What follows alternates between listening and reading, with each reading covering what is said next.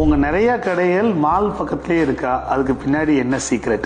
கரெக்டா நோட்டீஸ் பண்ணிருக்காரு. First Madurai Vishal mall பக்கத்துல நம்ம கடை போட்டோம். அப்புறம் கோயம்புத்தூர்ல ஃபன் மால் பக்கத்துல இருந்துச்சு. சென்னையில விஆர் மால் பக்கத்துல இருக்கு. ஃபீனிக்ஸ் மால் பக்கத்துல இருக்கு. அதுக்கப்புறம் அது வந்து நிறைய ஸ்ட்ராட்டஜியாவே ஆக்கிட்டோம். அதுக்கப்புறம் நாங்க இவாலுவேட் பண்ணி பார்த்தோம் அப்படின்னு சொன்னோம்னா மெயின் திங் ஒன்னு, மால்குள்ள போறது வந்து நிறைய எக்ஸ்பென்சிவ் ப்ராடக்ட்ஸா இருக்கு. அப்படியா பார்த்துட்டு மாலை விட்டு இறங்க போகும்போது நம்மளாலையும் வாங்க முடியும் அப்படின்னு சொல்லி ஒரு ஆஸ்பைரிங் பிராண்டா ஆஸ்பைரிங் ப்ராடக்டா இருக்கணும் அப்படின்றது ஒரு சைக்காலஜி. செகண்ட் திங், நாங்க ரெவென்யூ சைடு மால்குள்ள இருந்தோம் அப்படின்னு சொன்னா அவ்வளோ ரெண்டல் பேர் பண்ண முடியாது, அவ்வளோ ஆப்ரேட்டிங் எக்ஸ்பென்சஸ் பண்ண முடியாது. எல்லாத்துக்கும் மேல உள்ள இருக்க எல்லா கஸ்டமர்ஸும் நம்ம கஸ்டமர்ஸா இருப்பாங்களான்றது தெரியாதுன்றது செகண்ட் ஆஸ்பெக்ட். தேர்ட், அந்த ஊர் மக்கள் எப்படியோ மாலுக்கு தேட்டருக்கோ சாப்பிட்றதுக்கோ எதுக்கோ ஒன்று போயிட்டு இருப்பாங்க. அப்ப மாலுக்கு போகும்போது கண்டிப்பா நம்ம கடையும் பார்த்துருவாங்களே அப்படின்றது ஒரு ஆஸ்பெக்ட்.